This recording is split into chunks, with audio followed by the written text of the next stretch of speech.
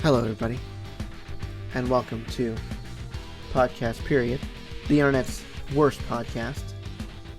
My name is Ben, and with me today is my co-host David. What's up, guys? And today we're recording the Christmas episode. That's right, it's Christmas in July. Christmas in July. What you gonna do about it? Yeah, we're still in July. I was worried it was too late to make that joke. 2 more days. It won't be July when the episode comes out, but whatever. Who cares? Who cares? Anyway, so yeah, we've got a bunch of stuff planned. We watched a movie just like we did last episode, although I think we've both got much better opinions about this one. At least I do. I like this movie a lot. And it actually tied into a topic that we talked about last episode, which was when I was talking about Yellowstone Park, the volcano blowing up. That's actually kind of what the movie that we watched is based on. It's like they called it a docudrama. It's from BBC. The BBC, I should say. It's called Supervolcano. It was pretty interesting. What'd you think? From past experiences or the experience that we were supposed to watch for this particular episode? Either one. Because my opinions have slightly changed, mostly because I had no idea the CGI was so terrible until I knew it was gonna be bad. I was like, oh Lord, this is not what I remember. Apparently, it was a TV movie too. It wasn't even something that they showed in theaters. So yeah, that's I was gonna ask. Was this like part of the reason? Technically a movie, or is this like a mini series? Because it was. I think it's a TV movie, but they split it up into 2 episodes on Netflix, so I'm not sure if it was shown that way. I assume it was, because they had credits on the ends of both episodes. Yeah. Who knows? Who cares? Them British people is weird. But anyways, from a scientific standpoint, I really, really liked it. Yeah. From a enjoyable movie, or whatever you want to call it, to watch, if you get past the CGI, it's fine. The acting's also a bit whatever. Yeah, you could say that. I hope it's not accurate though, because we're in trouble. Yeah, Lord. I mean, it's not. I'll give it this. It's not as world-ending as I thought it would be, but if it does explode, we're all pretty screwed. Yeah. At least here in the continental U.S., we're in big trouble, and everybody else isn't going to have a good time either, because that's going to have some devastating effects. Mm-hmm. Yeah. But yeah, like David said, the CGI isn't great anymore. Like, not even close. It looks like somebody with 3 days worth of After Effects experience. It looks like something that they threw together, basically. But other than that, it wasn't too bad. The like he said, from a scientific perspective, it's very accurate because it was supposed to be very scientifically accurate. The acting was, it wasn't great. It's a TV movie. You know, what do you expect? A TV movie with actors that nobody knows. I don't even know if these people acted in anything after this. I'm sure they did, but I have no idea. But I don't know any of them. So exactly, yeah. These are people that you have not seen before and probably will never see again in anything that you watch, unless you're watching something obscure like a TV movie that aired in Britain about a Yellowstone volcano erupting. So, yeah, there's nothing really to say except the CGI was not great and the acting was not great. And I don't really want to spoil anything because it is a very interesting watch if you haven't seen it. So, yeah, if you haven't seen Supervolcano, it's on Netflix. I don't know for how long. But, I mean, if you're listening to this episode and you think that it sounds pretty interesting, I would go watch it. It's a good watch. Sounds about right. Yeah. Okay, so David brought a few topics. I brought a few topics, but I'll let David go ahead and go first with what he's got, or at least one of what he's got. Well, this wasn't originally a topic, but I was thinking about it because I've been seeing the memes all over, and we were talking about aliens a couple episodes ago, so I figured why not. What do you think about the Storm Area 51 nonsense? Oh god, that's so stupid. That's so dumb. I mean,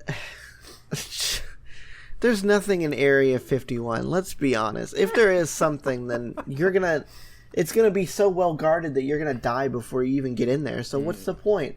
No, there's too many people out there ready to clap some alien cheeks. So yeah, no, nope, that's gross. I don't need no interspecies relations here. Thank you very much. It's already bad enough people doing it with sheeps and cows and whatnot. Nope. Oh, I think I just threw up a little bit.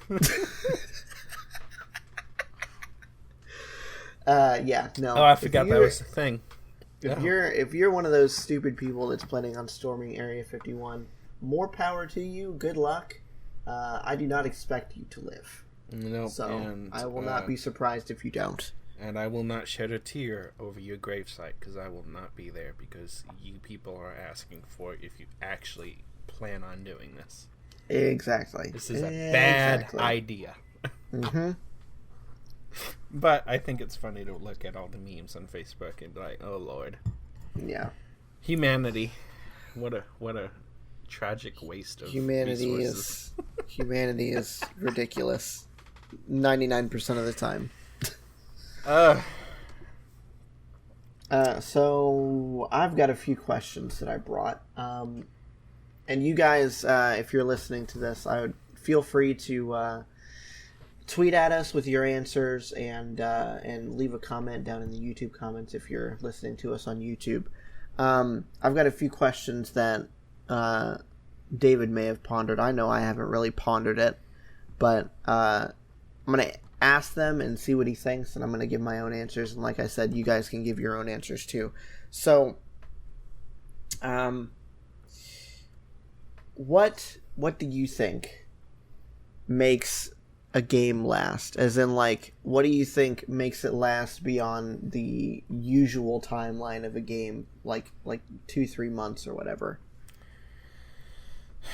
Honestly, it has to be more of a nostalgia thing. It has to be enjoyable to play. I don't think graphics counts at all because there's too many games out there that people just obsess over and love. And while, yes, okay, the graphics may have been great for the time, they're crap compared to today, and that's obviously got nothing to do with it. So I don't think it has anything to do with graphics or any other visual aspect of the game that would look like trash today. It's got to be gameplay, maybe story involved with it. Like if it's got a great story and you just love playing through it over and over again, like it's captivating and it's got a good outline to it, that's gotta help, because there's gotta be a reason why I want to keep playing this. Otherwise, it just gets boring. If there's no substance to it, once I've beaten it, why should I continue to play? There's gotta be something. So it's gotta be nostalgia, it's gotta be gameplay. Everything else, it's subject to time and graphics capabilities and computing capabilities, and everything's just going to progress. We're not going to stop. So it's going to look like crap in 10 years, but who cares if it's a good game? Yeah, exactly. Like, so that's like my opinion on it. Like with all the Super Nintendo and Nintendo games and all that, and even here lately with Minecraft, the huge resurgence that's been going on with that, especially on YouTube, is insane. Like, there was nobody playing it, like, I don't know, what, like 6 months ago or something like that, and now you've got the second largest channel on the platform, PewDiePie. He's playing, like, he's doing a Minecraft series now. That's how gigantic it's gotten. Yeah, it's come back in a huge way. Of course, I never thought it really I mean, I know it hits slowdowns, but I don't know. Yeah. Minecraft just seems to be the game that can't die. No, I don't think it's going to. They still had even in like the YouTube slump or whatever. They still had like hundreds of millions of daily active users, people playing it every day. Because it's just a fun game. It is, especially. I like it more when you and I are going down either mods or other crazy things that we do. I like the visual aspects that we sometimes add to it, the resource packs and all that makes the game look a little bit prettier. But I think I like the modding a lot more than anything else when we do that, or just when we're just goofing around with it. It's one of those games that's very, very versatile now with all the things that you got going on.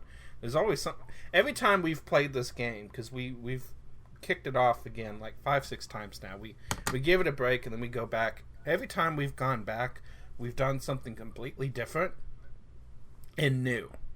And to me, that's just amazing that we can go back and we can do something new and we can try stuff that we wasn't able to try before, either because they've added stuff or because there's just a vast community out there that have different things. There's always something new to try, and that's kind of going back to the what makes a game last thing. That helps too. If you can somewhat continue supporting it, or you can add more things as time goes on.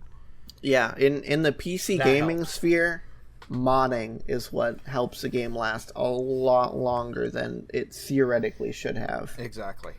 Yeah, like even like Skyrim, the fact that it's still so big is because there's like 80 bajillion mods for it, and you can add mods on top of mods on top of mods and extend your playthrough out like 300-400 hours or something like that. It's ridiculous. Exactly.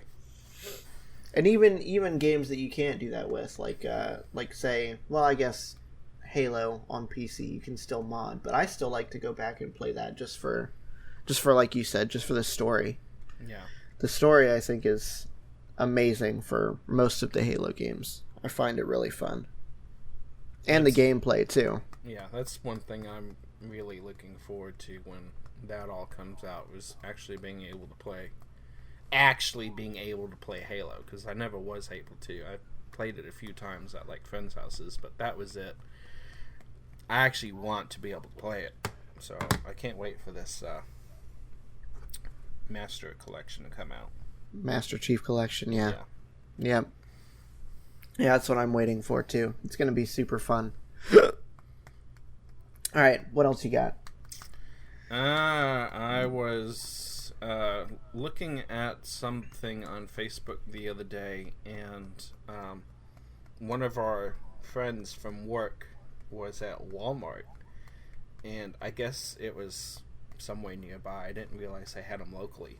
But one of the little robot scanning machines had come down the aisle, and she got on and she was recording this thing, and she was freaked out. She had no idea what it was doing. She's like, "Is this thing scanning me and stuff?" I was like, "Oh Lord, I didn't know they had these here." But it sparked a little bit of a Google search. I wanted to check this out a little bit and see how widespread this was. So I was wanting to have like a little discussion on like robots in retail and other, low, I don't want to call it low skill, but it basically is low skilled required jobs, like burger flipping machines, and Lord knows else what they're trying to come up with in fast food and stuff just to replace the meal definitely task. Yeah. Well, they've already started putting all of those order your own burger kiosks or whatever. Yep. That you can basically do whatever you want on. Yeah. I don't know. I haven't really seen too many like robots or anything in any of the stores that I've been in here lately. Yeah, I haven't seen one personally myself, so. Yeah. I don't know. I don't think it's definitely gotten more widespread in the last few years, but it's still not widespread to where tomorrow you're gonna go into a Walmart and see one necessarily. Like, you might, but chances are you probably won't. Oh, I don't know what I really wanted to discuss about that. I was just, I don't know, just bringing it up just to see what you had thoughts on. Like, think it's a good idea? Is it a bad idea? It depends on what they're trying to do with it. Like implementation. If they're doing it to try to replace somebody's job, I don't necessarily agree with that. But at the same time, they're probably going to be paying for this robot less than they are even, paying the person that would be doing the same job. They're probably going to be paying less for the robot. Yeah. So I don't know. I don't agree with it taking people's jobs, but it makes if the cost is right, then it makes business sense at least. Yeah. If it actually works anyway. I guess we'll see. Yep. I don't know. All right. What's next? Okay. What is a movie that you think everybody should watch and why? A movie that I think everybody should watch and why? Oh, yeah. Goodness. That's a good question.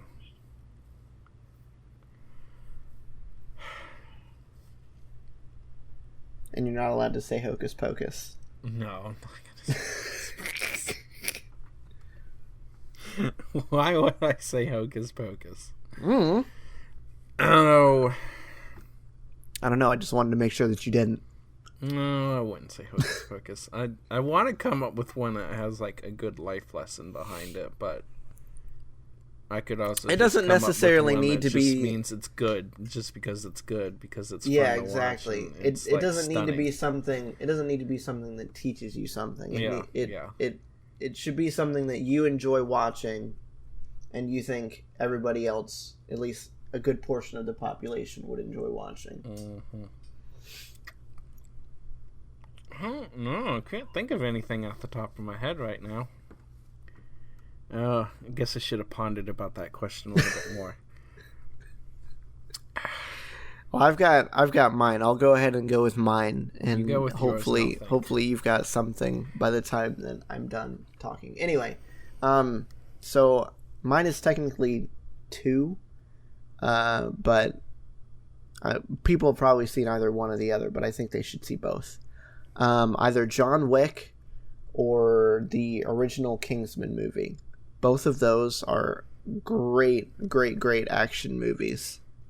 Especially Kingsman. I mean, John Wick, don't get me wrong, is great. The fight choreography is amazing. But when Kingsman came out and I saw that in the theaters, that was like my movie of the year. It was so awesome. We really did like that one. Yeah. I bought the movie as soon as it came out on Blu-ray, and I have not regretted it. It is so good.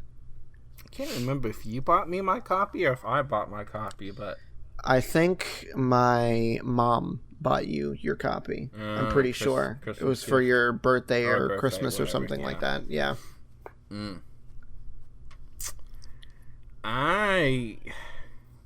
The one movie that I'm thinking of off the top of my head, it's probably Shawshank Redemption. Just because it's good too, yeah. A darn good movie. Like, I can't find like any flaw with that movie whatsoever. Okay, it's somewhat, of course, Kingsman is way graphically more intense than that is. Yeah. So they have like a graphic area of the movie, but compared to what's on TV nowadays, I mean, for God's sake, you got teenagers out there watching 13 Reasons Why, where they literally sodomized a kid with a freaking broomstick. So, yeah, that was a hard scene to watch. Yeah, and kids committing suicide in bathtubs. So, actually, they recently edited that out? Yeah, they recently re-edited it and edited that scene out. I thought at least the super duper graphic part of it, where she like slits her wrists open. But yeah, that chilled my blood right there. That was like, ooh, yeah, I don't like watching this.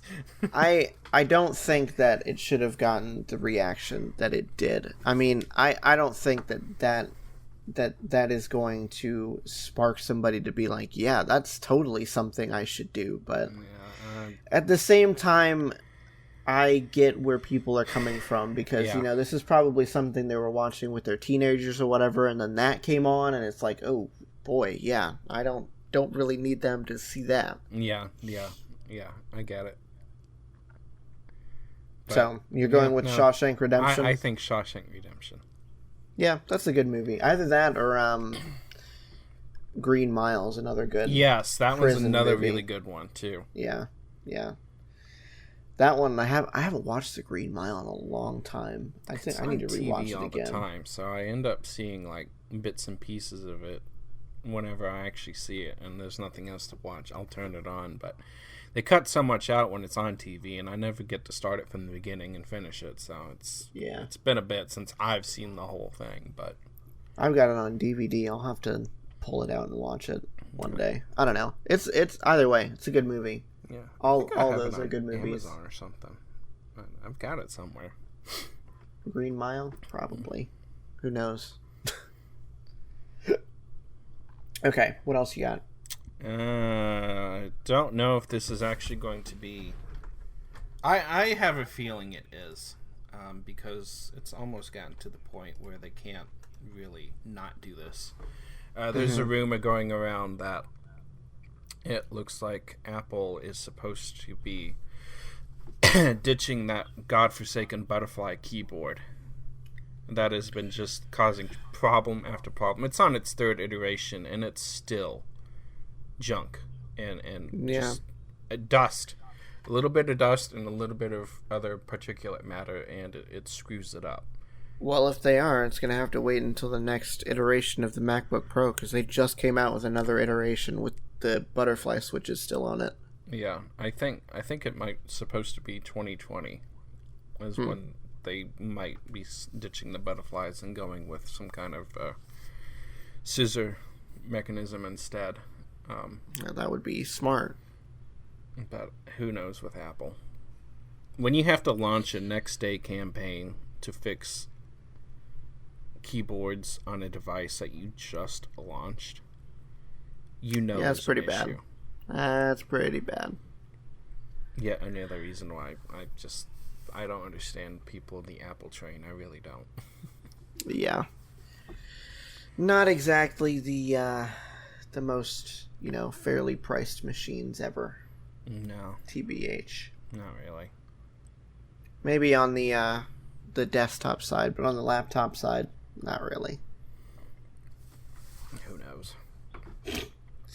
Okay. Apple sucks. That's what we're trying to get at. Anyway, so what is something that you hate that you have no rational reason to hate? Something that you hate. Oh, that's nice. Thanks. All right, podcast ended. We'll see you guys next week or next 2 weeks. Joking. You know that. Something that I hate that I have no rational reason to hate. Now, is this a pet peeve? Is this a tick? It can be anything. Anything. Mm-hmm. Something that I hate with no rational reason. Probably people who have it's certain music that triggers a lot of bass, and they're blasting it in their cars in the middle of traffic. Oh yeah, and it's so bad that the bass is rattling your vehicle and your brain. I don't mind the loud music; it doesn't bother me at all. It's when the bass is at a certain frequency that it vibrates everything, and it just hurts so bad in my ears. That's those people that have their they've got an aftermarket bass in their car, and they crank it all the way up. And it's ridiculous. And there's the only rational reason besides, being ignorant about it is maybe property damage or something like that, and none of that's the case. It's stupid, and I hate it, and it drives me nuts. But yeah, I don't have a problem with the loud music at all, so it's like an unrational thing in my head. It's just really when the bass kicks in, it's oh my god. Yeah. Stop. Yeah, I can understand that, yeah. So I would have to say that I guess I do have a reason for this. It's just because it annoys me, but I don't really have a reason beyond that. I really personally hate it when somebody repeats something to me that they've already said. Like, even if it's just once or twice, if somebody's told me something and then like 5 minutes later they tell me it again, I'm like, seriously? I already heard this. I know. I get it. I understand. I feel like I do this to you a lot, though. You don't do it to me that often. It might happen once or twice, but Nicole, my wife, does it a lot. She's gotten a lot better since we've gotten married, though. But when we were dating and when we were first married, it happened a lot. A lot. I'm just thinking to myself, like, I sometimes ramble a bit. I wonder if I do this to him a lot, and I just I don't notice it. You ramble, but rambling isn't really the same as repeating yourself in my eyes. I don't know. I mean, you don't really repeat yourself when you ramble anyway. The only time you've really ever had to repeat yourself is when we're playing a game and my ping is going to like 8,000 or whatever, and neither of us can understand each other. But that's a reason to actually have to do it. Yeah, exactly. It's when there's no reason to repeat yourself and you do it anyway. Mm-hmm. That's when it gets on my nerves. I could see that. Yeah.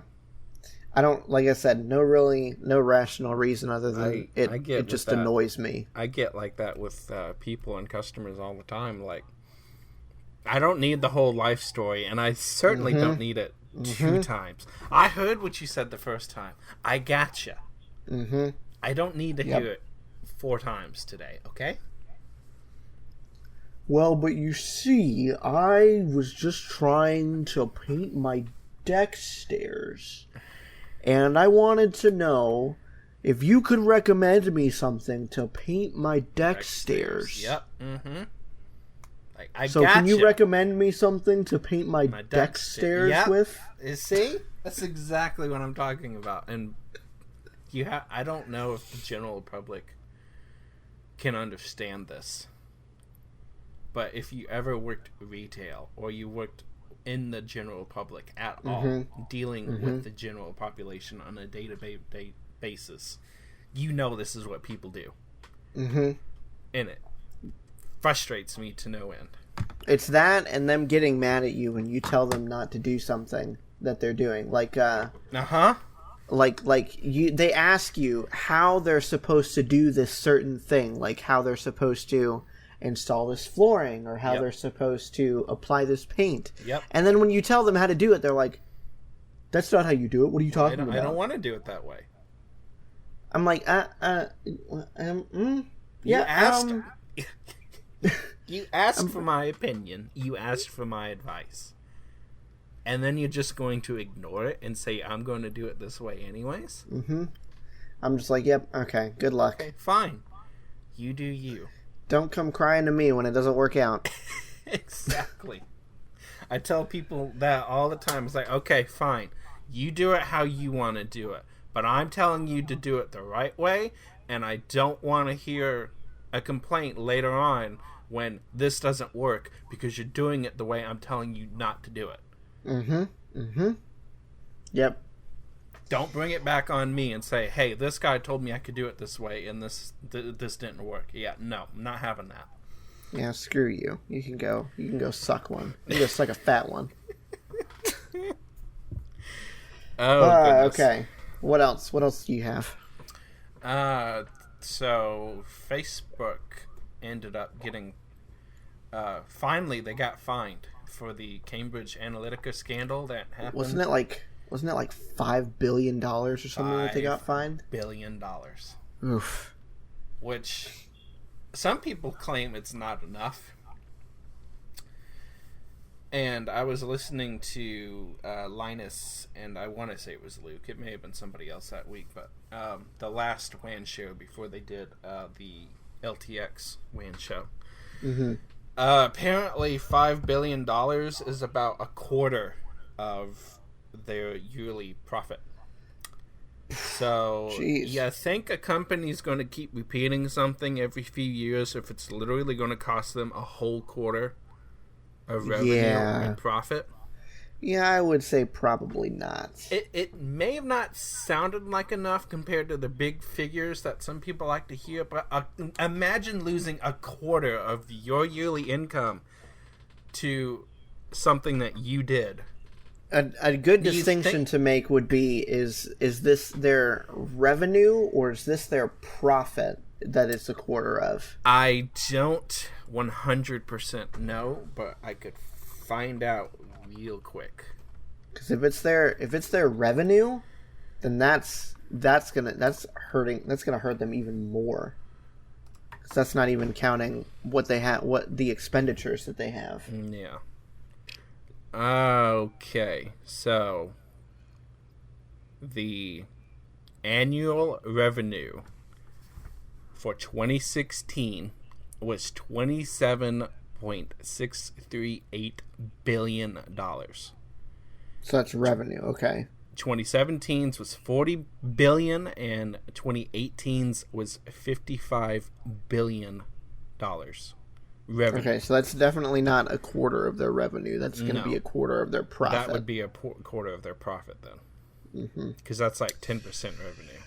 Well, that's still not. That's a lot. Still not a bad figure, though. Yeah,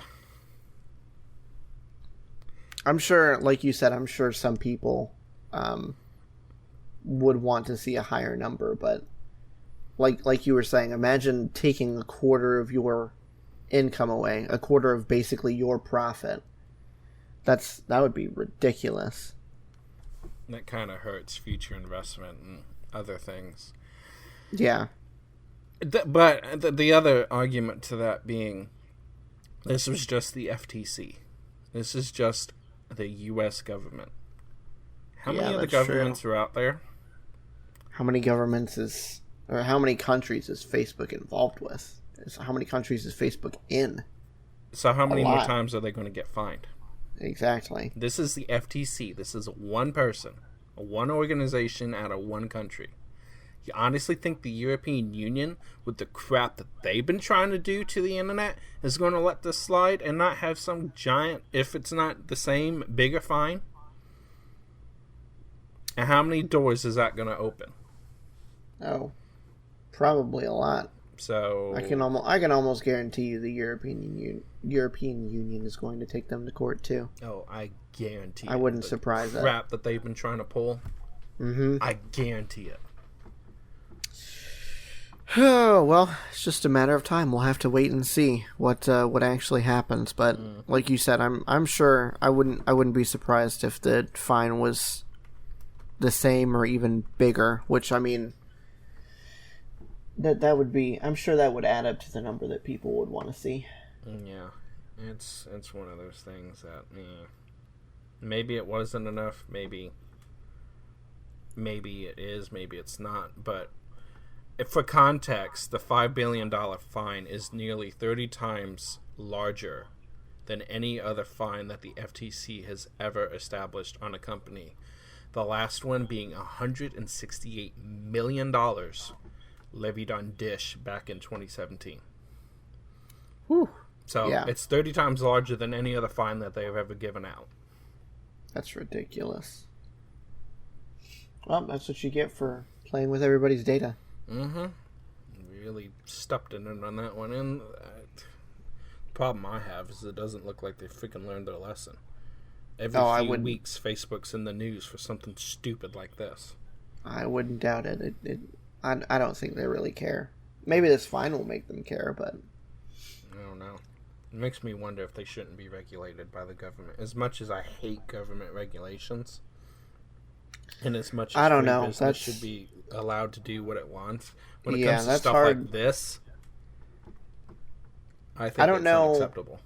I don't know if the business directly should be regulated, but I think the government should probably have a hand in how data is regulated. Exactly. As far as, like company policy and whatnot. There needs to be laws set in place for how companies can use data. Mm-hmm. And who knows, they might be, but they're obviously not strict enough. Yeah, exactly. if there's any at all. Mm-hmm.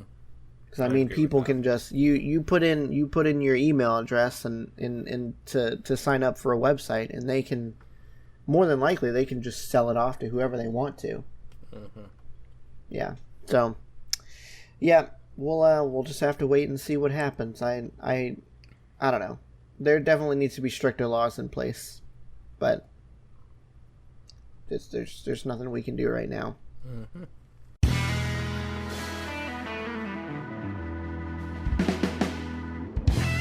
Today's episode of Podcast Period is sponsored by, well, you. We've recently started a Patreon to help offset some of the costs of running the podcast, and you can be a part of it for as little as $1 a month. We have an exclusive Discord server, community events, a Minecraft server, and you can access episodes early as well. If you want to help out the show by throwing some money our way, just head to patreon.com/podcastperiod. Again, that's patreon.com/podcastperiod. Now back to the show. So, kind of bridging off of what we were talking about last week with what we think the most likely apocalypse scenarios are, what would be your apocalypse survival plan? If you knew that something was happening that was imminent, what would be your survival plan? You know, I'd like to watch a lot of these doomsday, like, preppers and stuff, different plans and stuff that they either publicize or they have, like, TV documentaries about and all that. Mm-hmm. And honestly, I think all these people are wasting their freaking time unless you have 3 basic necessities. You have proven, impenetrable shelter. Mm-hmm. You have an absolute, or at least as close to an absolutely unlimited water supply you can get that cannot be contaminated in any shape or form. And you have basic food and other necessities for survival, for depending on what the situation is. This could be a short 2-3 week event where everybody who could be a potential threat has died because it's like radiation poisoning or something like that, where you just cannot survive even if you had food, shelter, and water because you've been poisoned and radiated to death. Or it could be like a 2-3 year scenario where the population slowly starves to death because you're running out of food resources. So you've got to have like a crap ton of supplies. You don't have those 3 basic things, you're screwed. What are weapons going to do to you, or what are weapons going to do for you if you don't have something to survive yourself? Do you think you're going to be able to go out and salvage it from somewhere, looting and other things? Everybody else has either done it or it's contaminated and it's no good. Mm-hmm.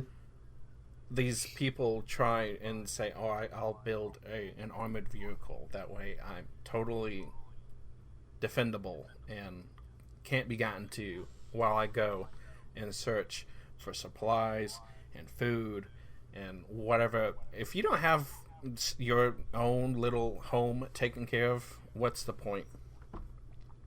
And then I would add basic communication as a 4th necessity. Long-range radios, ham radios. I doubt the internet would be functional. Probably not. A secured internet line would probably not hurt. I don't think it'd be able to work, but you got to have something. So telecommunication would be the 4th one, for sure. So the plan would be to build like a secrecy also. Is the key here, because if everybody and your mother's brother knows about this, then what good does it do? So you gotta have like a massive underground like bunker with all the aforementioned supplies. You kind of have to be the only one that knows about it, or immediate family. If you have a family, obviously I would hope you take care of your family. But little Johnny, who's 13 and wants to bring his girlfriend, can't know about it, because then that opens up another issue. Exactly. Yeah. You gotta keep it zilch on the down low. and ride it out for as long as you can.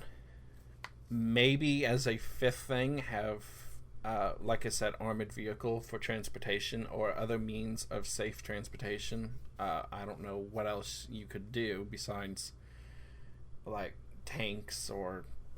I mean, if you have underground network of stuff, okay, you could probably do tunnels, but that's probably highly unrealistic and probably unachievable. So, armored transportation for when things are safe outside, so that you could maybe go look for other survivors and stuff like that.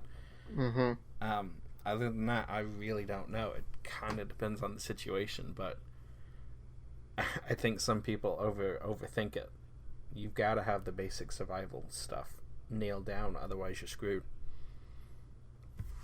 Ridiculous. Yeah, I think that's all right. That sounds about right to me. You have to have a very, very secure bunker.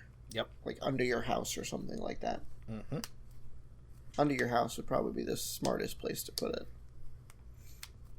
That way, especially if this apocalypse thing is imminent. Exactly. Because what good does it do if it's 2 miles away and you can't, not 2 miles away, 2+ hours away, and you can't get to it? Exactly. Yeah, that doesn't seem very smart to me at all. Anything else you'd like to add to that? Like key survival elements? Not really. I mean, I think the doomsday preppers that people are showing off, the ones with like thousands and thousands of weapons stored down in their bunker, are kind of stupid. I mean, for one, like you said, they're publicizing the bunker, and two, I mean, if you have a bunker full of guns, what are you going to eat? You going to eat the bullets? Mm-hmm. You may as well stick one in the gun and shoot it off while you're at it. Mm-hmm. It's basically what you're gonna be doing yourself, shooting yourself in the foot with no food or water or anything like that. All you're gonna be in is a concrete basement with a few hundred guns, a few thousand rounds of ammo. Good is that gonna do you? And who's gonna shoot all these guns? Exactly. How many people are you gonna have in this underground bunker that you need a whole arsenal for an army? You're going to have 15 buddies down there with you and you can actually accomplish something? Or are you talking 1 or 2 people that have a stockpile of 500 guns behind them? What does that do? Nothing. Absolutely. They're just going to sit there and not be shot because nobody can use them because it's you dingus. Mm-hmm. Yeah, I don't understand. I really don't. Yeah, neither do I. I don't get it. But yeah, don't ever have to actually... Hope we don't actually have to think about that in a real life situation. Yeah, that would be very, very comforting to know that I wouldn't ever have to do that. But it's always a possibility. So yeah. All right, what else you got? So you were talking about the I forget who it was exactly. Was it the main guy behind the Equifax breach? One of the executives, yeah. Gotcha. So you were talking about that a couple of episodes ago, or last episode, whatever. And then it was funny enough that you had asked me about this data breach thing the other day, because this was one of my topics. They have a whole website dedicated to this, where you can file your claims and find out if you were actually affected by it or anything like that. And they've got like a bunch of stuff that they are being required to provide. It's a $425 million settlement to help people affected by the data breach. And if you're affected, you can get at least $125, if not more. I was one of those people where, I mean, I was apparently affected, but nothing ever happened to me. So, I mean, my Social Security number is out there now, which isn't great, but, I mean, nothing I can really do about it except hope that nobody tries to open up a credit card in my name. Yeah. So, up to 10 years of free credit monitoring or $125 if you decide not to enroll because you already have credit monitoring. Yeah, which I do. Up to 6 more years of free monitoring on your Equifax report. if you were a minor in 2017, you are eligible for a total of 18 years of free credit monitoring. Hey. So that's good. They have cash payments up to $20,000 per person for expenses lost as a result of this breach, like credit monitoring cost, unauthorized charges, and all that stuff. Yeah, that's stuff that you all have to prove. You'd have to prove, though. Yeah. Yep. But like I said, I don't have to worry about that. So I mean, I'm getting my $125 check, but nothing else. Guess I'll put it towards like a bill or something. Yep. Well, but I mean, I can't complain about a free $125. Not that that's a good thing that my social security number's out there, but what are you gonna do, right? Yeah, it's one of those things. I wouldn't be happy about it. Supposedly, I'm not affected by this, and it kind of would make sense why, because they wouldn't have any information on me at the time of the attack. Yeah. But I'm sure somebody somewhere has information that they're not supposed to have based on some other dingus doing something that they shouldn't have done and leaked. Like an employer or somebody hacked an employer or the freaking schools have it.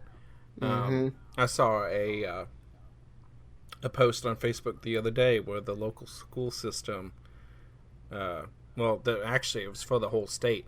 The software company that was handling testing for the state of Tennessee had a data breach that included student information in it. Oh my goodness. So, freaking the schools can't handle your dang information because then they use third-party people to provide testing services for you, and the third-party people are the ones that end up getting breached. So, what good does it do? I mean, God forbid it's like these people and they lose it. It's like these people don't think that they need IT services or something like that. Like, if you're handling anybody's personal data, you need a way to secure it. You need to have protocols in place to secure it. I mean, it's not saying that that you shouldn't leave room for some human error, because, I mean, we're people. There's obviously going to be mistakes made, but there needs to be protocols in place to try and prevent that human error, and or when and if that human error comes into play, how to either prevent it from happening again or like secure whatever happened, you know? But there's not really a whole lot anybody on a personal level can do except like Equifax is offering. Monitor your personal information, monitor your credit and everything, and hope to God that nobody decides to open up a credit card or something in your name and take out a giant loan. Yeah. Because Exactly. even if you dispute that, it's still going to be on your credit report. Which, as far as I know, anyway. Yeah, I mean, yes, you can dispute it. Yes, it'll eventually come off your report. But that stuff takes time. And if you're trying to get a loan for something and you find out, even if you found out like the month it happened, like if you got really good credit monitoring and you found out immediately, it still takes time to clean that crap up. What if you were 2 months away from trying to buy a house? And now your funding falls through because your credit score isn't what it was supposed to be because this crap's on it. And you can't get it off in time. I mean, that can screw with people's lives even if you get it disputed in time. And God forbid what happens when you don't. Yeah. I'm sure that's happened to plenty of people before. Yep. My next door neighbor. There's some lady who got a hold of her Social Security and has tried to file taxes on her for, I don't know, the last 4 or 5 years now. Really? And they've gotten audited on the IRS like 3 years in a row because of it. Oh boy! And Even does though she the she doesn't IRS know is fully who aware. this person is? Nope, no idea. It's somebody claiming to be her. That's nice. Yep. So now she has like a special like tax ID crap that they have to file their taxes under now because her social security number is compromised. Wow. Yeah, that's fantastic. Yeah, that sounds like fun. Oh yeah. Oh, speaking of, this reminds me of something that I was listening about. Like, I was listening to a podcast a little while ago, and this just reminded me of that. If you are paying anybody to file your taxes, and you make under, what is it, like $66,000 a year, you're wasting your money. There are ways to file your taxes for free through commercial entities that literally anybody that makes under $66,000 can use. Like, you can use H&R Block. There's actually, I think that's the one that I'm still going to be using. TurboTax, all that junk. Mm-hmm. I think H&R Block is probably the one that you would use too if you file singly, right? Yeah, not under your parents. I think I did. I either did H&R Block last year and Jackson Hewitt this year, or vice versa. I use one and then I like to use the other. It just depends on what's going on and why. You'd have to, around tax time, remind me again, because I think you have to Google like IRS free file directory or something like that, mm-hmm. and then that'll direct you to the website that you'll need to go to. You might be able to just search H&R free file too, but yeah, no, that's what I did this year. Mine was completely free this year. I think last year it wasn't, because it was either last year or the year before. There was one of them that it wasn't because of the additional paperwork from the 401k and crap like that. Last year's was super easy. Everything that I needed was already sent in. The health ID crap was already sent. It shouldn't need to be paid for anyway. The only qualifying information is that if you make under $66,000 a year. So it's pretty much anything then? Mm-hmm. Even if you have extra 401k paperwork or whatever. Cool. Theoretically, you should be able to file the taxes for free I think it's through H&R Block. But yeah, just remind me around tax time next year, and remind if you guys want to tweet at the show or whatever. I can tweet out a step-by-step thing on how to get to the IRS free file directory. So you can figure out whether or not you're eligible to file your taxes for free. I'm talking like completely free, not going to Walmart and buying the H&R Block program for $15 and then get 5 filings for free. This is like, you make $66,000 or under, you file for free no matter what. Interesting tidbit. Yeah.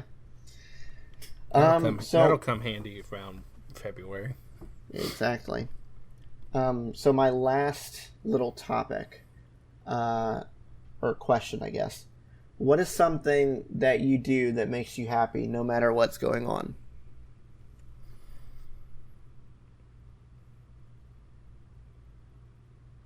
Honestly, probably just playing games with you on the computer. Yeah, I'd have to say the same. Either that or just like vegging and watching a TV show by myself. Exactly. That's also very, very relaxing. Mm-hmm. But yeah, definitely we both are on the same page with the playing games thing, because we both like to just it's kind of the same thing. Like we take the game seriously, but at the same time it's like 99% of the time we're just playing it to relax after a day's work or whatever. So somewhat it's therapeutic in its own way, even though it's agitating in its own way. And when it gets to that point where it's just too agitating, we just give up and play something else. Play a different game. Yeah, exactly. If there's a reason beyond normal circumstances that it's agitating us, those will hasten we're ditching this game and we will play something else scenarios. Like the game crashing out and being buggy, or just straight up screwing us over. Mm-hmm. Exactly. Goodbye. Exactly. Bye-bye. See you later. Ugh. Yeah, I think that's where we're going to leave it this episode, guys. Unless you've still got something else, David. Nope. I, for the first time in a long time, completely finished my doc. Look at that. Even with It's the amazing. extra topic thrown in there. Yeah, so that's where we're going to leave it, guys. Thank you so much for listening. Wherever you're listening to us, please leave a like, leave a rating. If you're on YouTube, feel free to subscribe to us and drop a comment or whatever. You can tweet at us at Podcast Period on Twitter. You can follow us on Instagram at Podcast Period. You can email us at podcastperiodpodcast@gmail.com. We may have a website here sooner or later. I'm still looking into that. Yeah, that's where we're going to leave it. Thank you guys so much for listening. We will see you in a couple weeks. Bye. Bye, guys.